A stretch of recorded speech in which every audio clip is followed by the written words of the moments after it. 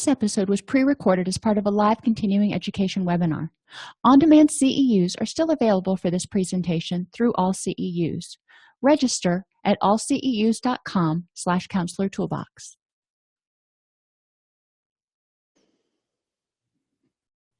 Alrighty, everybody, welcome to today's presentation on attachment and its impact on adult relationships. And, we could have, or I could have done a straight-up attachment review of Bowlby's theory and kind of left it at that. But since most of us work with adults or adolescents, I figured I'd kind of try to carry it over into something that may make it useful. Now, not everybody agrees with attachment theory, but for those people who do, this will provide some information, and if you're kind of on the fence, this may provide some things to think about. We're going to briefly define attachment theory, learn about the impact of attachment on our behaviors and relationships currently as well as later in life, identify triggers for attachment behaviors, what makes somebody seek that attachment, seek that nurturance, the closeness. Explore the relationship between adverse childhood experiences and attachment issues. Learn about adult attachment theory. Examine how attachment impacts emotional regulation and vice versa. And identify ways to help people become more securely attached. So yes, people can change their attachment style. If they have an ineffective attachment style currently, whether it started in infancy or there was a hiccup along the way and they started to become insecurely attached or ambivalently attached, there are things they can do to address that. So what is attachment theory? Attachment behaviors such as crying and searching are adaptive responses to separation from a primary attachment figure who is somebody who provides support, protection, and care. Now, as adults, we don't usually cry, but we may search, we may long, we may try to reach out to those people.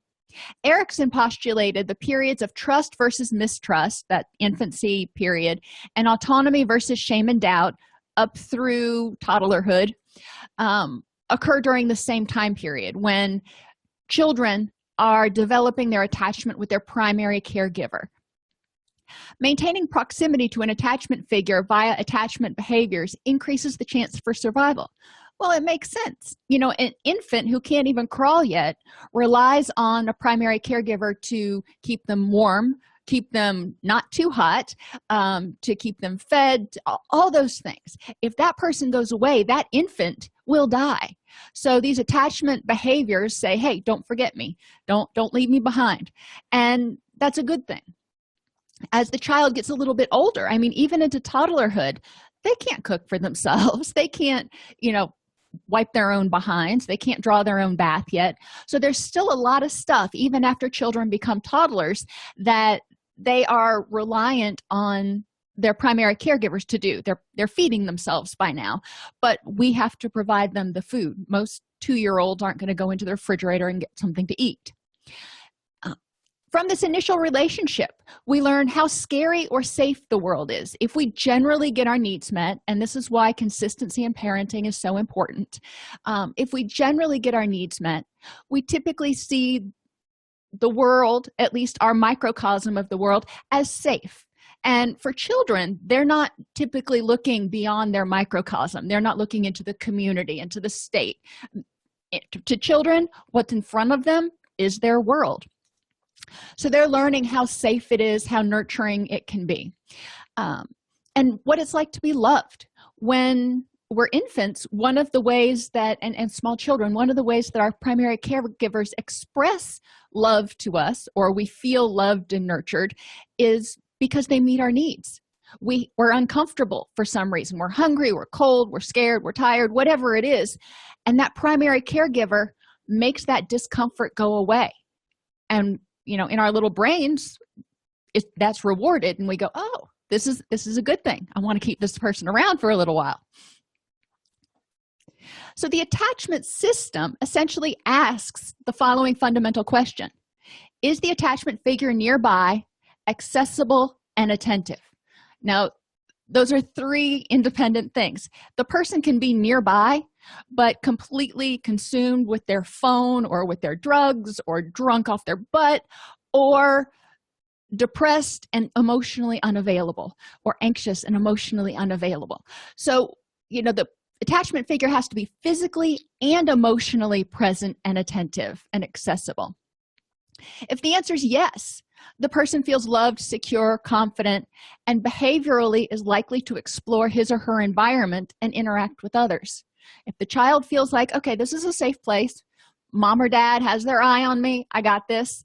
And even in preschool, if they feel like it's a safe place, if they feel like their preschool teacher has their back, they're going to be more likely to go out and venture into relationships and explore and try new things. If they feel like it's not a safe environment, if they're afraid of getting hurt or in trouble or something else unpleasant, they're not going to explore. They'll stay more withdrawn. So they need this secure launch pad to go from.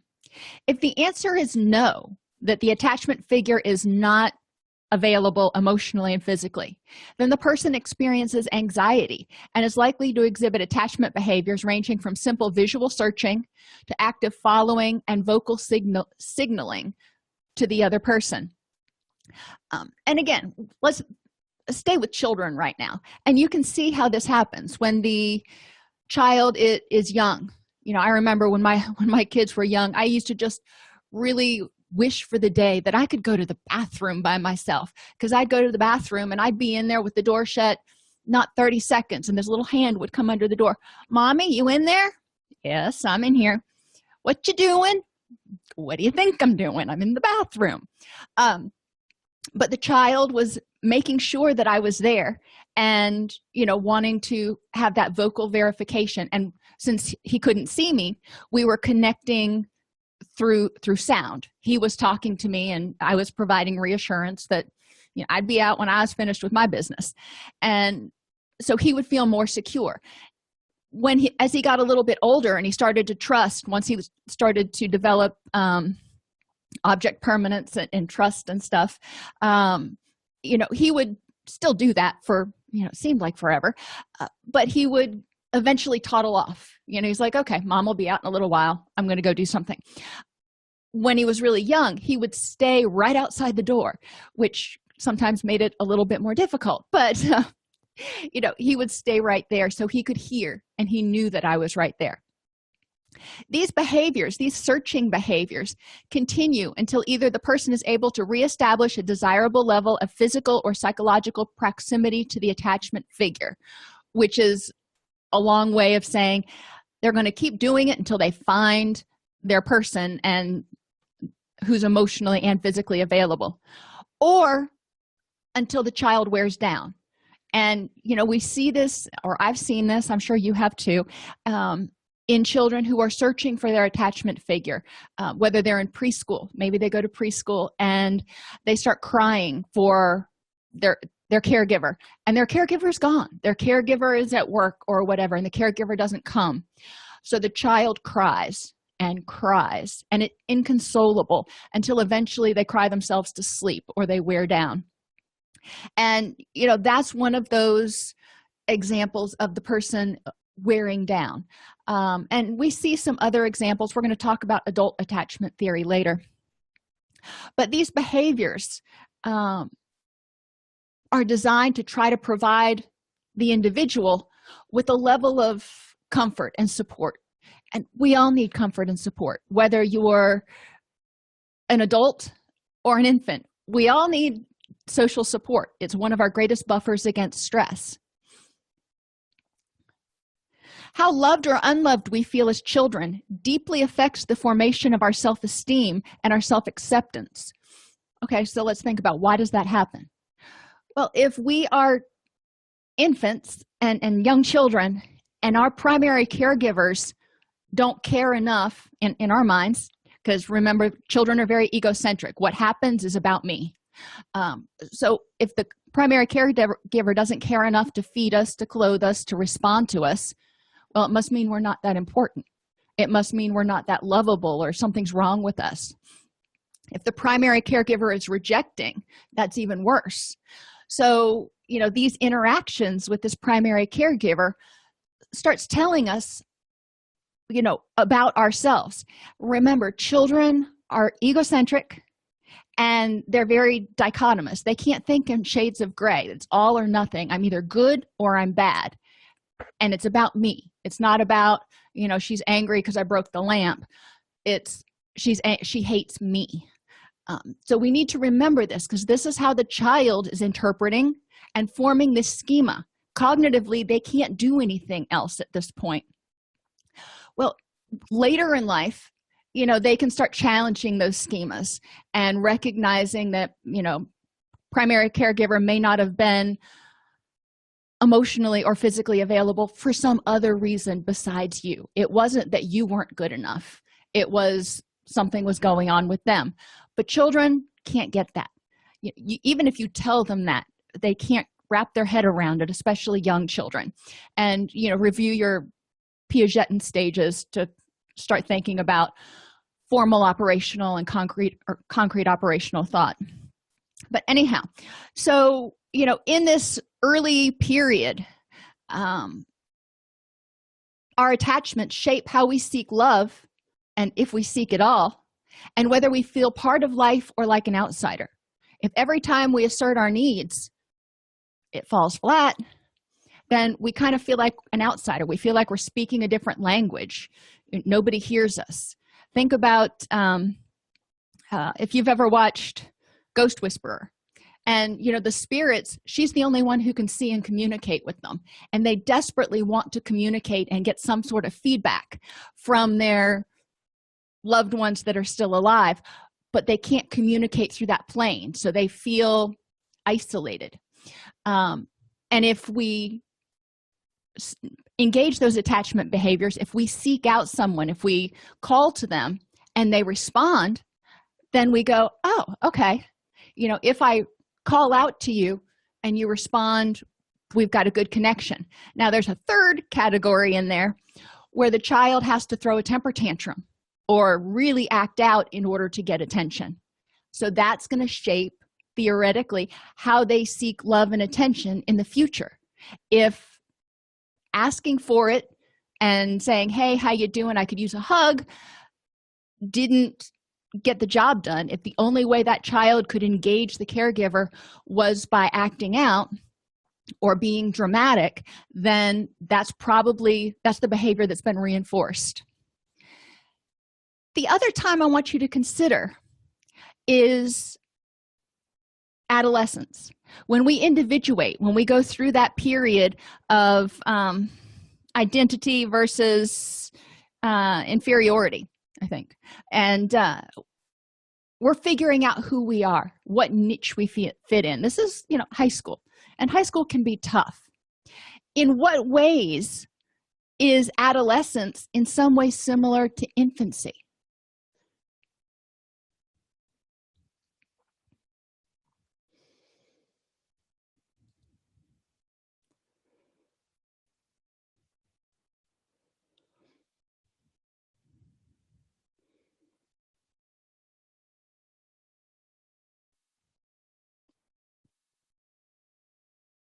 Okay, so adolescents are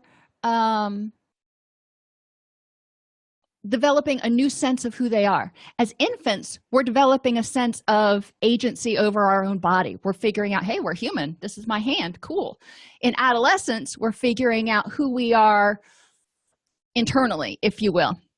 So it's a rebirthing of sorts. We're individuating from our family, and we're developing our identities. So we're going to, as an infant, we're thinking, if mom and dad responds to me, then that means I'm lovable. As adolescents, as we try on these different hats and these different personas and identities, we're looking at where we get attention and how we get attention, and whether that's going to be accepted, whether that makes us acceptable as adults. In adolescence, we want to know that we're seen and that we matter. Exactly, Karen. We want to know that people care for us, because it's scary to individuate and to separate and all of a sudden become an adult, oh my gosh, or even think about becoming an adult, that can be really scary. So we want to know that we've got supports. We want to know that we've got some security, a stable home base that we can go back to. And adolescence, remember, goes all the way up until like 24. So you've got that developmental period. You've also got to remember that the brain's impulse control centers don't fully develop until about 24 or 25. So, which is one of the reasons they put adolescents through 24 or 25. So yeah, there's a lot of stuff that's going on. So the brain is still developing, and the people's emotions and reactions can be a little bit more impulsive during this period, which is why, you know, having a secure attachment is so helpful for emotional regulation. Somebody they can call on and they can lean on and they can go, you know, I need a little help here. So, does attachment stop after infancy? Is the only attachment relationship that we're concerned about the one that Johnny had with his primary caregiver? Some say yes, some say no. So, you know, let's take a look at it. Consider the child that regularly didn't get their needs met.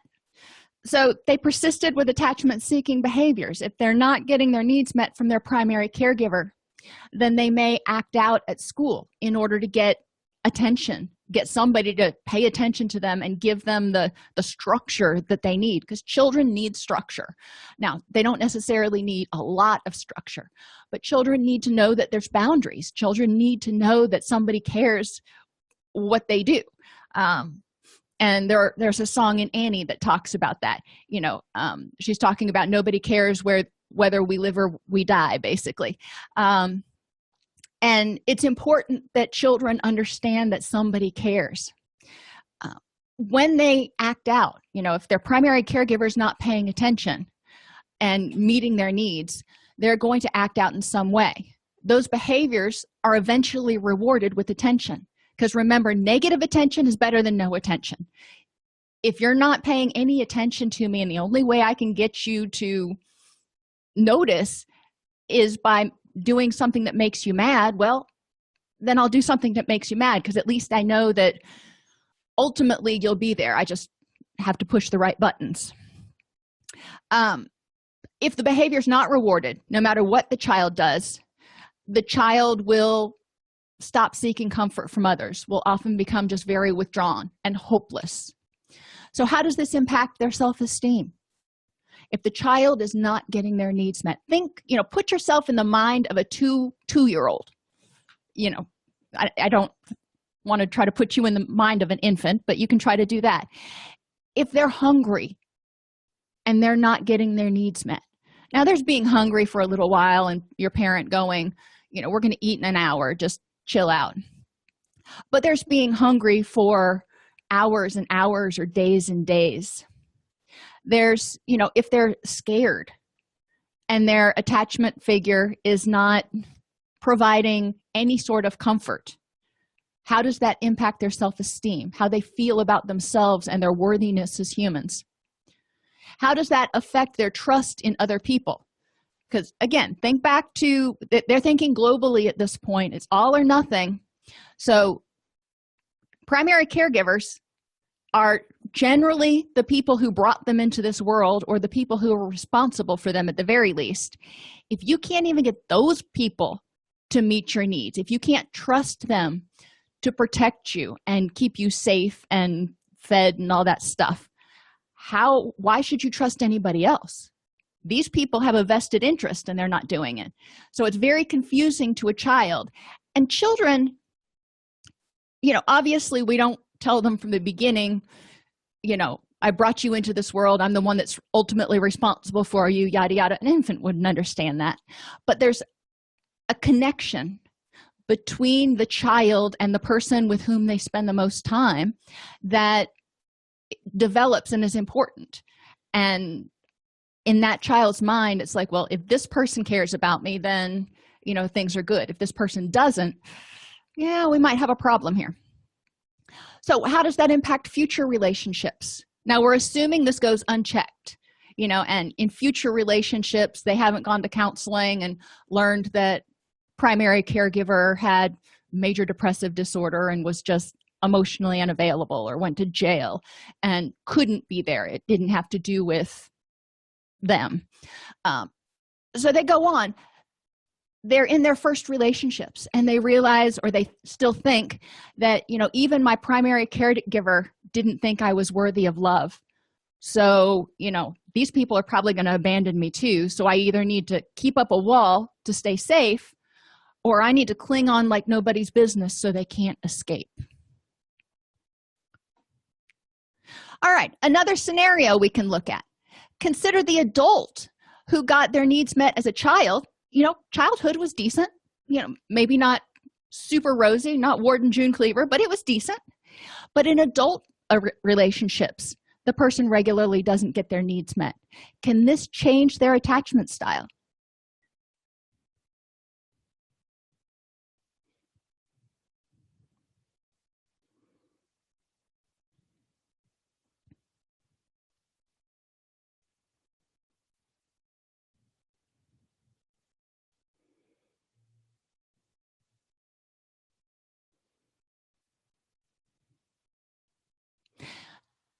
To the answer to that question, I could argue both sides of it.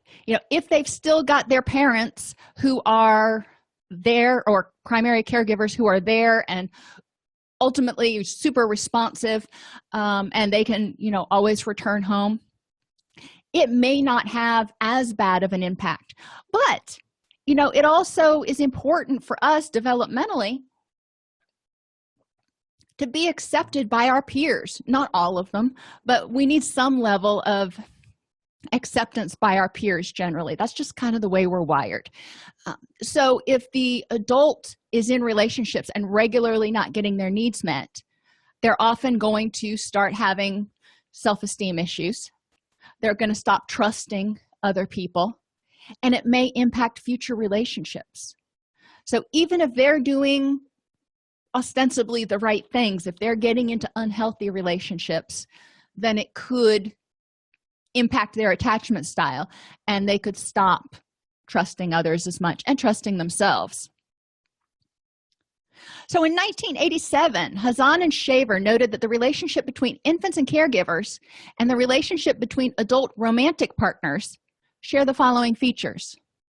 Both feel safe when the other is nearby and responsive. Now, it doesn't mean, with a child, they want their person to be right there in close proximity, same room, same house, same something. In adult relationships, we don't have to have people quite that nearby. We want to know that we can contact our person, our significant other, and that person is going to be responsive. So nearby can mean, a phone call away where they can come home. Both engage in close, intimate bodily contact. Hugs, it doesn't have to be sex. It can be, hugs and sitting together and holding hands and those sorts of things. Both feel insecure when the other is inaccessible. Now, again, there are degrees here, because we don't want to encourage people to get nervous if they can't, they call their significant other and that person doesn't pick up the phone. Inaccessibility has degrees because we've got jobs and other stuff going on now. But if that person is, drops off the face of the earth for, 2-3 days, we can get nervous. My husband's in Florida right now doing on a project, and he's usually up by 5 a.m. our time. And I got up this morning and I texted him, nothing. Waited around, I knew he got the text, and he would eventually respond. But then by 7 o'clock our time, he still hadn't responded. And I started getting a little worried because he never sleeps in that late. Did I freak out? No. Did my anxiety go up a little bit? Yeah, because I was starting to wonder, I hope he's okay, and thinking about who I could call to go check on him if I hadn't heard from him by noon. But, it's important to recognize that what level of inaccessibility and anxiety over inaccessibility is healthy versus, unhealthy. Both share discoveries with one another. You find things out and you're like, oh wow, let me tell you about. Both play with one another's facial features and exhibit a mutual fascination and preoccupation with one another. And this kind of waxes and wanes, but it waxes and wanes with children too. I mean, little children aren't always fascinated with your face and touching you and that kind of stuff, but they will look into your eyes. They will touch your face and do things about more and do things that are more intimate, if you will. And both engage in baby talk. And again, there's degrees of baby talk, but think about closed door intimate relationships. There's often some baby talk that happens, pet names, those sorts of things that may occur. So these are the things that they noted in intimate relationships, as well as infant and caregiver relationships. How do your attachments with your romantic partners affect your attachments with other people in your life? If your attachment with your intimate partner is insecure, how does that affect how you attach to other people in your life, your friends, your coworkers? And likewise, if it's secure, how does that affect those other relationships?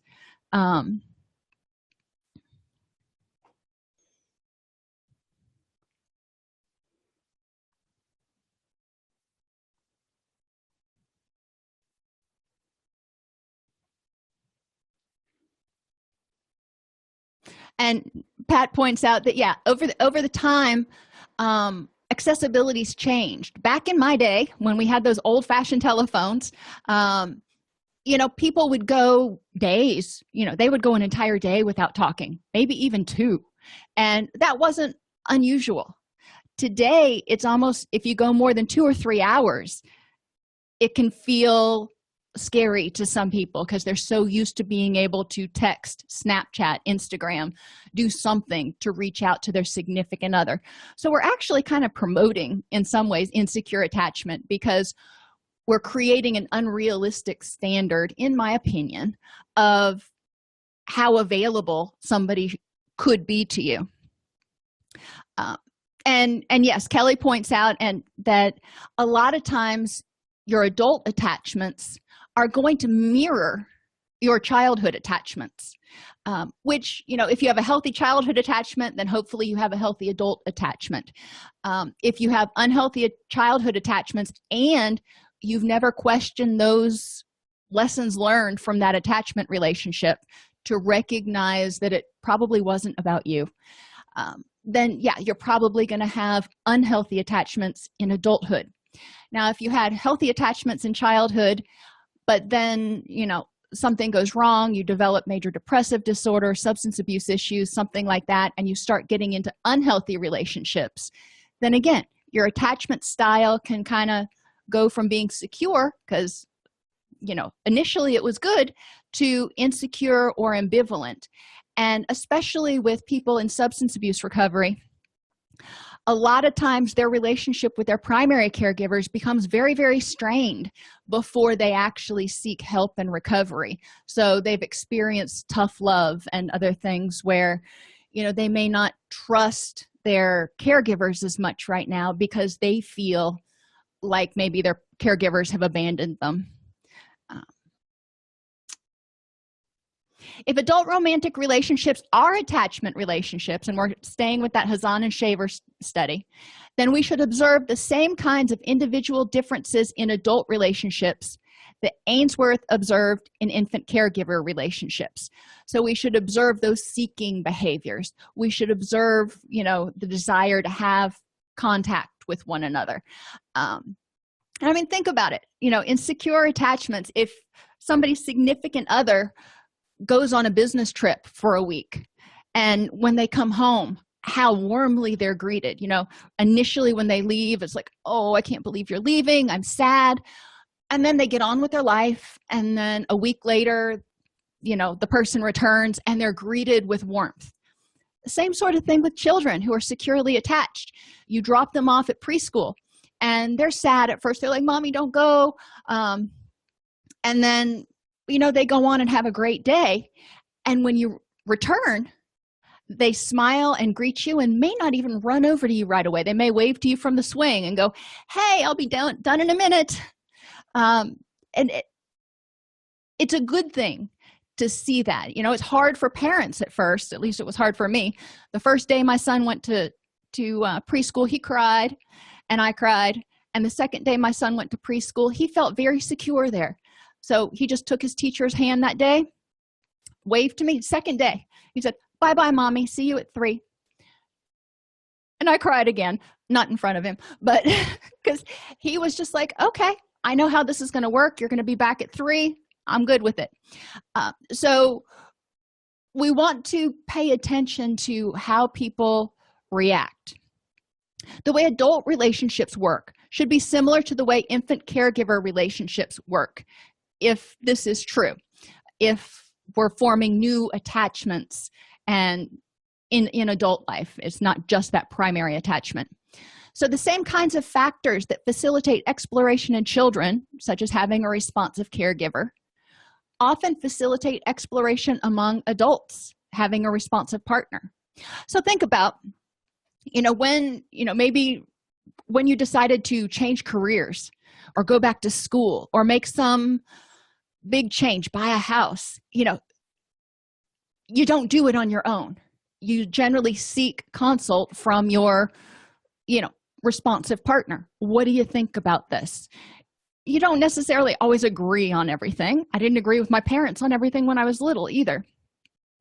But it makes us feel better if we've got some trusted person that weighs in on issues and serves as kind of a secure base to support us through our journey. Whether an adult is secure or insecure in his or her adult relationships may be a partial reflection of his or her experiences with their primary caregivers during infancy or even later in life. So that primary attachment is formed in infancy. But then if things go wonky in middle school, the child could, again, change their attachment because they may not understand what's going on. Certain kinds of events trigger a desire of closeness and comfort from others.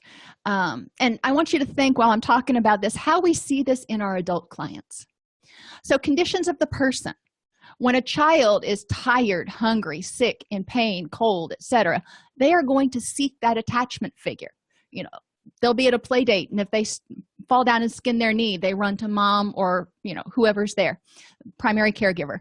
If they are sick, generally they want to crawl up in their caregiver's lap. At least mine did.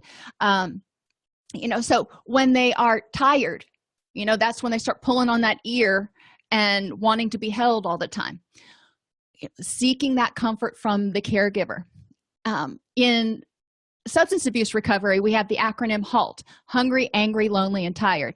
So conditions of the person that can trigger anxiety and potential relapse can be, if they are hungry, and hungry can mean a lot of different things.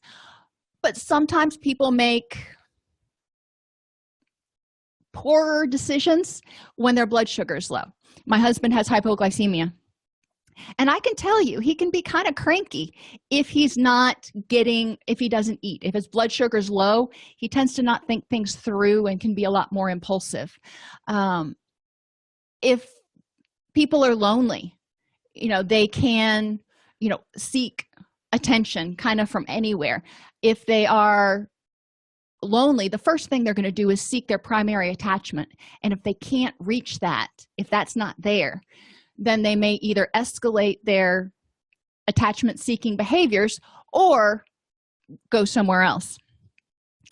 Conditions involving the caregiver or significant other. If the person is absent, absence makes the heart grow fonder, they say. But we tend to miss people when they're absent. If they're departing, and this is more for kids, but again, it's true. If your significant other is going to be deployed for 18 months, it can trigger that attachment. You can want to spend more time with that person before they leave. You can want to hold on to them so they can't go, even though they have to go. Discouraging of proximity. If your caregiver's, kind of pushing you away, then that can trigger attachment behaviors. If they're like, you cannot be texting me all day at work, that can increase anxiety in people.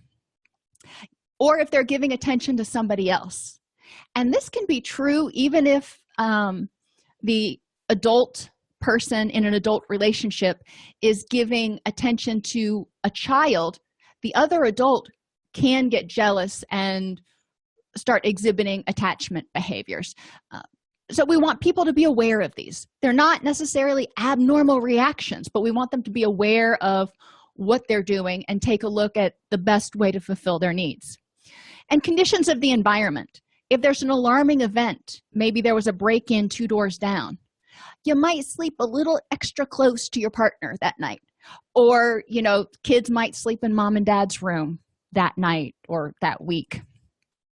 Or if you experience criticism or rejection by others, then you may go back to that secure base and go, yeah, I'm needing some help with these wounds right now. I'm not feeling so good.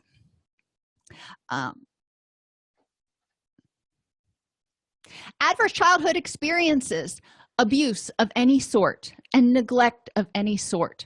Communicate to the child that something is wrong with you, and communicate to the adult that something is wrong with you. Think about survivors of domestic violence that we work with. Their self-esteem has gone way down. Their trust in other people has gone way down.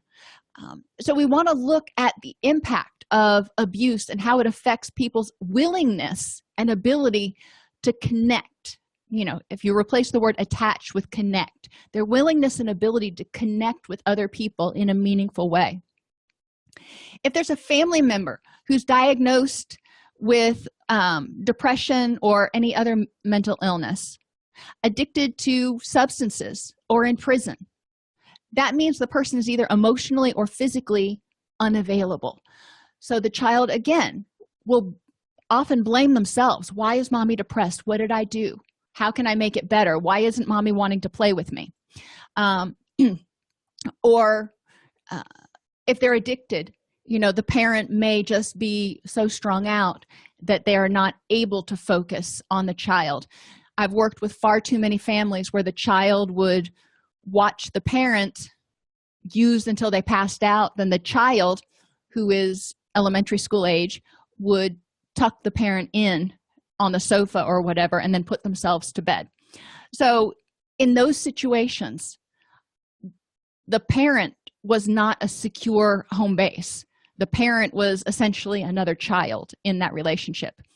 And if a parent is in prison, a lot of young children don't really understand prison or why the parent made whatever choices they made that landed them in prison. And they may be angry at the parent or caregiver thinking, I can't trust that you're going to come home because you're locked up. You chose to do something wrong, to make a bad choice. And kids don't understand why that happened. If they witness a parent being abused, then it impacts their trust of other people. Or if they lose a parent to separation, divorce, or for other reasons. Now, these are considered, these were measured in the ACEs study.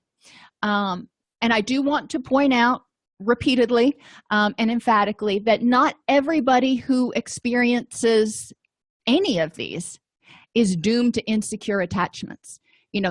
People can survive abuse and neglect and come out the other end stronger. People can grow up in a household where there is a primary caregiver with a mental illness and have secure attachments. People can have secure attachments even if their parents get separated or divorced. Sometimes it's better for the children, for the primary caregivers to separate as opposed to being violent and antagonistic in the household. So, these things can contribute to later life difficulties, and they can contribute to people's ability and willingness to trust and connect with others and impact their self-esteem. But how much it does is partially dependent on the person, partially dependent on other people that are in that person's lifestyle, and partially dependent on us. If we can provide enough resources out there to bolster their experiences, if we can provide secure, safe places in schools and in libraries and other places where they feel accepted, we can buffer some of this. So your attachment styles, I've mentioned these a couple of times. We're just going to define them real quickly. Avoidant infants avoid the parent. Now, infants sometimes, before they can crawl, can't get away, can't go like, oh, So they may direct their vision away from the parent. They can't look at the parent in the face. They don't want to connect. They may, cower or tense up when the parent tries to hold them. Avoidant adults are somewhat uncomfortable being close to other people. They find it difficult to trust other people completely and to allow themselves to depend on others or let anyone get too close. So what kinds of things might have happened in this person's childhood and upbringing that brought them to this point?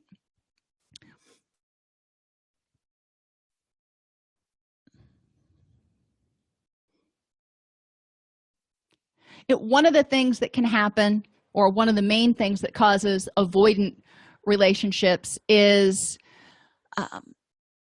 when adults that were responsible for your care didn't meet your needs. You just learned that you thought you were supposed to trust them and you trusted them and nothing. So they either caused pain or failed to protect. So then you may avoid them because you're afraid that they're going to abandon you or not take care of you. Resistant and ambivalent infants either passively or actively show hostility toward the primary caregiver. And this can be crying, it can be oppositional behavior.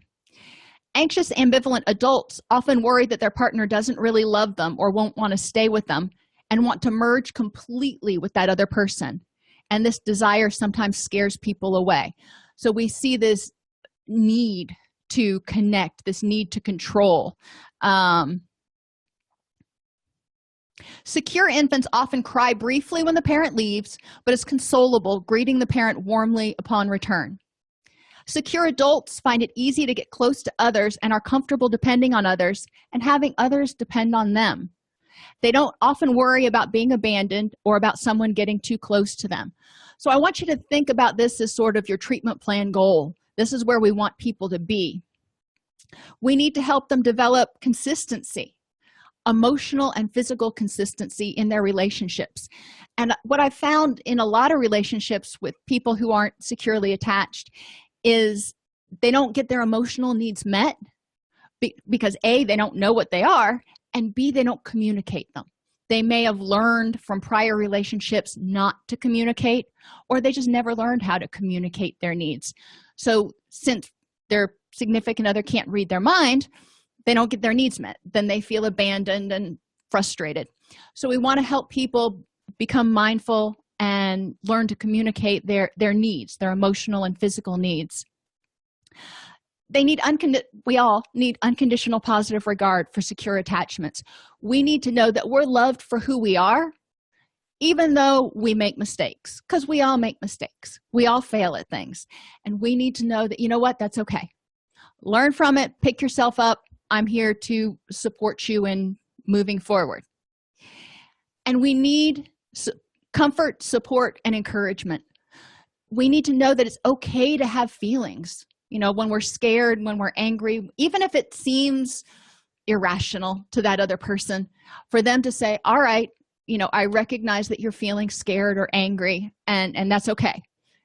Instead of fighting with the feeling, accepting it, that radical acceptance, and then saying, all right, what do we need to do to improve the next moment? But acknowledging your feelings and helping you become more authentic. So, emotional regulation. Attachment. Remember I said our relationships are our greatest buffers against stress. Well, so attachment, if we're securely attached, then we're probably going to have better emotional regulation, because any of those things that trigger attachment behaviors are typically things that are triggering anxiety, the fight or flight response in the person. So if there's a triggering condition, something triggers that fight or flight response, provokes anxiety. So the person infant, adult, whatever, seeks closeness to that primary caregiver or partner. If the partner responds negatively, or the primary caregiver says go away or just doesn't respond, then it increases insecurity and anxiety in the person, who's probably going to go back and seek even more closeness to that partner. Please pay attention. And we see this a lot in children, when the parent doesn't respond to their needs, and then they get more anxious. So then they go back and they start crying even louder or throwing even more of a tantrum to just try to get that parent or caregiver to give them the attention and take them out of that scary situation. In avoidant styles, there's that triggering condition, then the anxiety, seeking closeness to that attachment figure. The attachment figure responds negatively, which increases insecurity and anxiety. Now, the difference here, eventually, this person just gives up on getting a positive response because nothing seems to be working, and they just feel like they're a fish out of water. So they begin with finding some way to suppress their anxiety and distance themselves from the situation as well as from other people. It's like, okay, if you're not going to be there for me, I don't need you around. So then they resume everyday activities because they suppressed it somehow. I didn't say they coped with it, they suppressed it. And then, the cycle begins again. Final one we're going to look at is the secure one, and this is what we hope to happen. There's a triggering condition. The person is sick, the person is scared, the person is something. Anxiety sets in. They seek closeness to their primary caregiver. Their primary caregiver responds positively. Hallelujah. The person gets some sort of comfort. They get a hug, they get an understanding word. It doesn't have to be anything huge, but they have that recognition. And all of a sudden it's 2 against the problem instead of 1. This reduces or eliminates the anxiety. The person's like, okay, with you in my corner, I think I can handle this. They handle the situation. And then the next time a triggering condition comes along, the cycle repeats itself. So can people have different attachment styles to different people who are significant in their life? Can you have a secure attachment to your child, but ambivalent towards your spouse, anxious towards your friend, and secure towards your parent?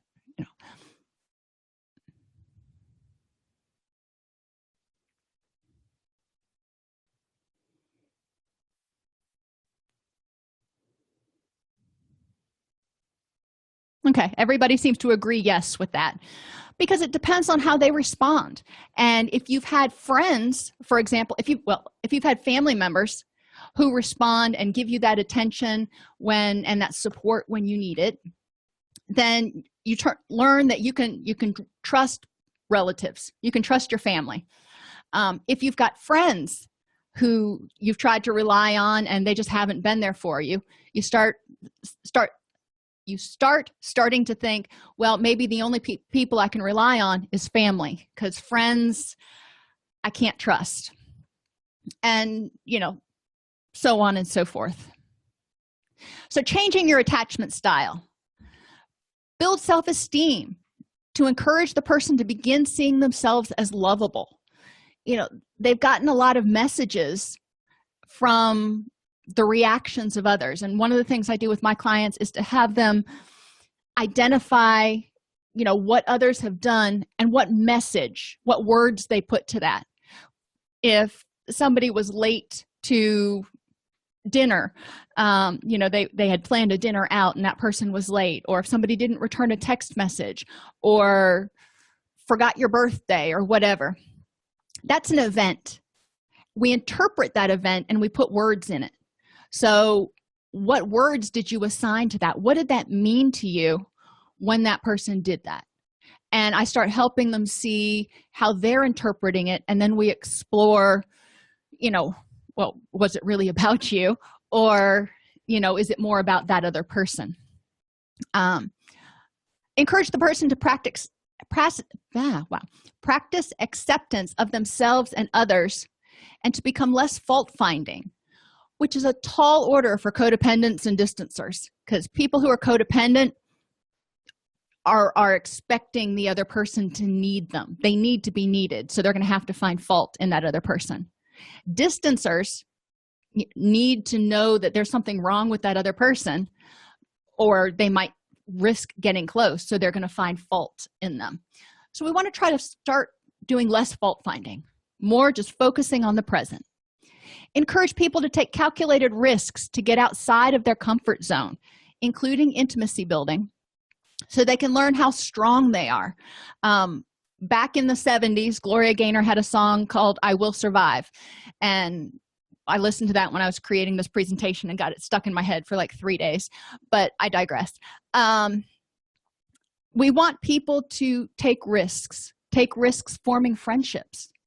It doesn't have to be, super intimate right away, but sometimes people have walled themselves off from others so much that they're sort of frozen solid.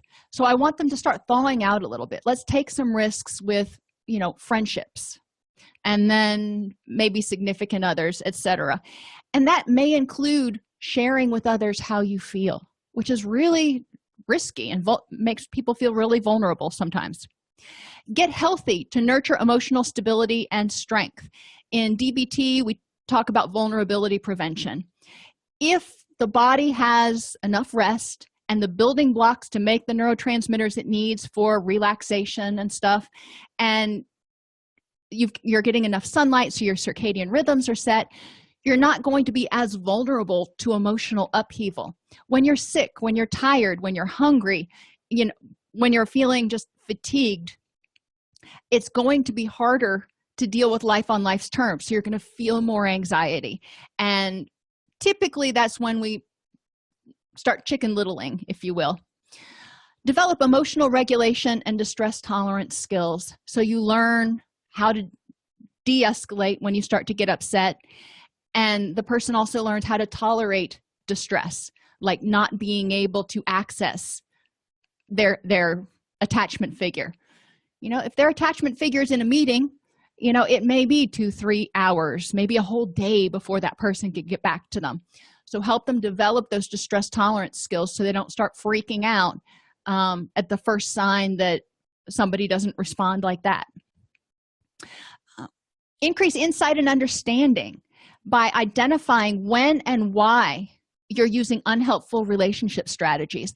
So have the person really look over past relationships that have had hiccups. They can be current relationships that are having hiccups, and identify what strategies they're using and any unhelpful attachment behaviors they may be doing, like cyber stalking somebody or texting them 47 times a day, or whatever the case may be, and talk about, why are you doing that, and what else could you do instead in order to meet that need. So if they're doing it because they feel insecure, they're afraid that partner is going to abandon them, well, okay, and we're going to talk about challenging questions in a second.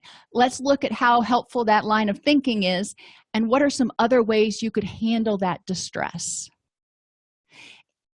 Encourage them to increase mindfulness.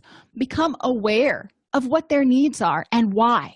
If they are reacting to something in the present, or if they're reacting to something in the past. If this particular person has always been, Johnny on the spot, very dependable, yada yada, but they still just are convinced the person's going to abandon them, we want to ask them, are you reacting to present information or projecting stuff from the past onto this relationship, to take sort of a psychodynamic approach. Encourage the person to learn to be assertive and authentic. They need to be able to state what they want and what they need assertively, not aggressively, not passively, just assertively, and be authentic. So if they have a preference, they can state their preference without fearing rejection, which is why we started out with building self-esteem, because it's hard to be assertive and authentic if you're worried about rejection all the time. So we need to kind of do these things together. Encourage the person to stop reacting and learn to resolve conflict and compromise from a we perspective. So when there is a conflict, instead of expecting that this person's going to undermine you or abandon you, yada yada, let's look at dialectics. How could this conflict, how could you both be right? Just because you disagree on something doesn't necessarily mean it's the end of the world. You both could be right from your own perspectives. Learn how to create a win-win. Help people learn when they're in relationships, it's not always going to go their way. So how can you compromise and create a win-win? Going on vacation, for example. Maybe your partner wants to go to the beach and you want to go to the mountains.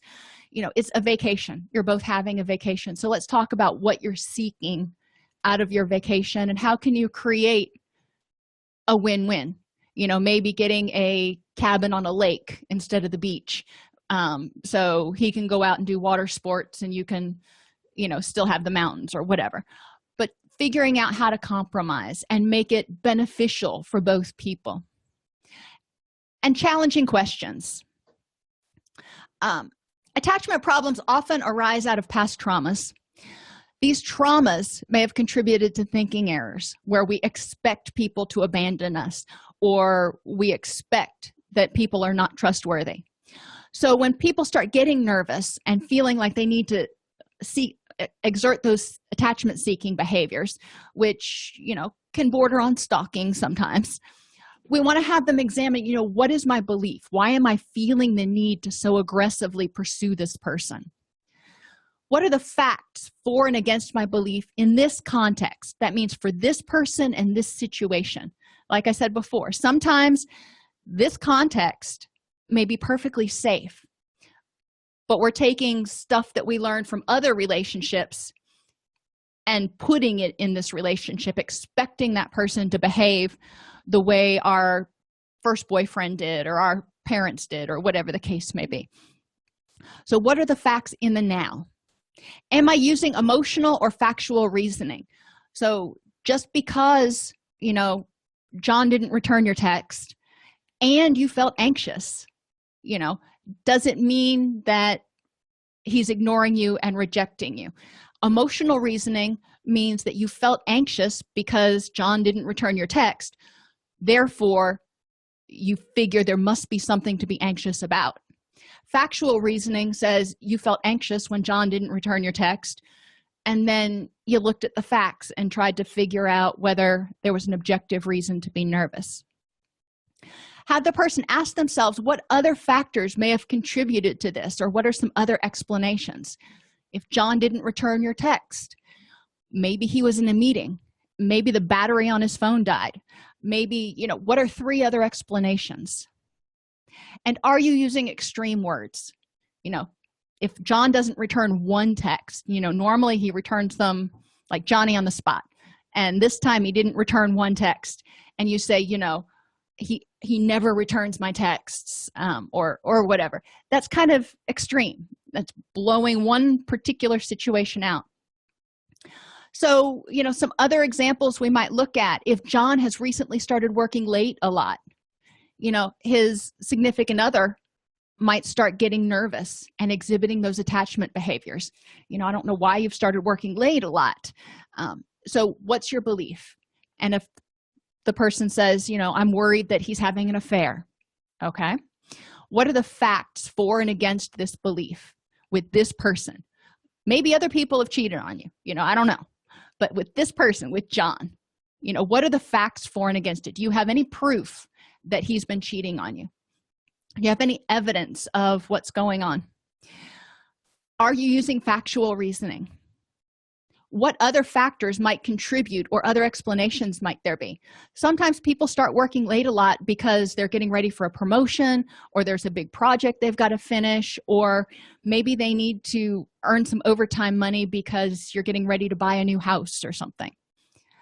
So those are all things we kind of go through on the challenging questions worksheet to help people work through and examine their anxiety.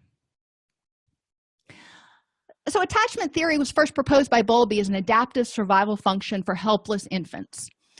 Bowlby proposed that the infant caregiver relationship was the relationship that all future relationships would be built from. People's self-esteem develops from and is impacted by how loved and secure they feel. So this initial relationship, this initial attachment, yes, it does have an impact, but it doesn't have to form the foundation for all future relationships. People can change their attachment style. People can learn from their past, and once they get to that place where they can use more abstract, formal operational thought, they can understand that it wasn't necessarily about them. Adults show similar attachment behaviors to their significant others, more or less appropriate for their age. So, obviously, like this little part on talking baby talk to one another, that's probably going to be just, in private, and it's not going to be goo goo gaga. It may be pet names and, other silly things. Children, on the other hand, obviously are using that language because that is their language at that point. Attachment styles can be changed by developing self-esteem, emotional regulation skills, self-awareness of what you need in order to ask for it, what's triggering your anxiety in order to address it and work through it. Interpersonal skills, such as healthy boundaries, instead of being enmeshed or detached, what does a healthy relationship look like boundary-wise? Communication skills to help inform the other person what you need, so you don't have to go to all kinds of lengths trying to act it out. This is not Pictionary or whatever that game is. We're not trying to get people to guess what we're thinking. We need to just tell them outright. And we want to help people develop self-confidence that they're lovable, and that things are going to go okay, and that even if a hiccup happens in the road, they can handle it, and that they are responsible and they are capable of protecting themselves. Now, is that what they want? Do they want to break up from their relationships? No, nobody wants to break up. But if it happens, it will not kill them. And this self-confidence that, what, I can do it, I will survive even if I don't have this person in my life, is really important for clients to think about. Are there any questions? Now, let's see. Zachary had said something a minute ago.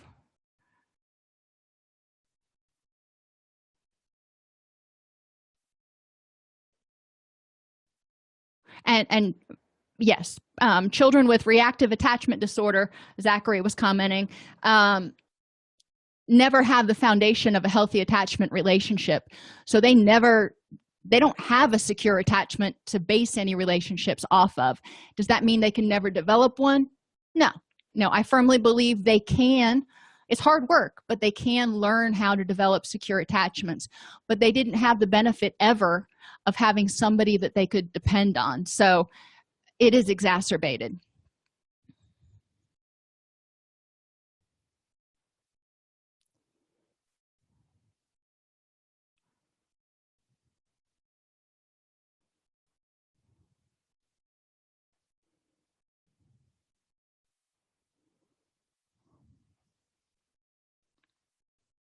All right, everybody, thanks for being here today, and I'll see you on Thursday.